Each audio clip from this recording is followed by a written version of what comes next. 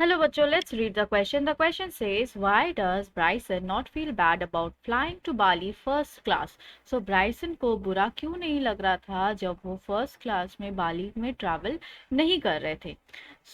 क्या की पॉइंट्स हम ध्यान में रखेंगे इस क्वेश्चन का आंसर लिखते वक्त? सबसे पहला बात, Bryson decided to avoid eating when flying alone as a precaution. So he does not feel bad about flying to Bali first class.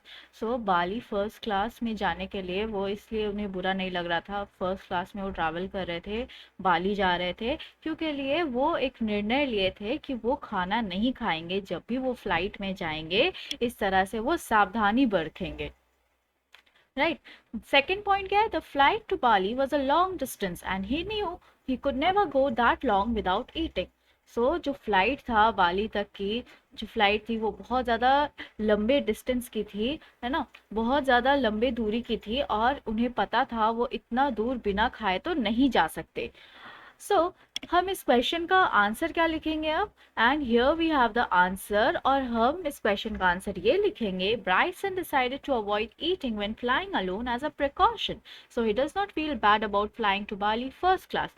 वो बाली ट्रैवल करना चाह रहे थे फर्स्ट क्लास में, फ्लाइट में, इसलिए क्योंकि लिए वो बुरा नहीं मान रहे थे, क्योंकि लिए उन्होंने निर्णय लिया था कि वो नहीं खाएंगे जब भी वो फ्लाइट में ट्रैवल करेंगे, एरोप्लेन में वो ट्रैवल करेंगे। एक तरह से वो सावधानी परख रहे थे या ध्यान रखा करते थे इस बात का। पर the flight to Bali was a long distance, और जो बाली है वो बहुत ज़्यादा दूर था, वो काफ़ी डिस्टेंस वाला था, तो वो फ्लाइट भी बहुत देर लगता, है ना।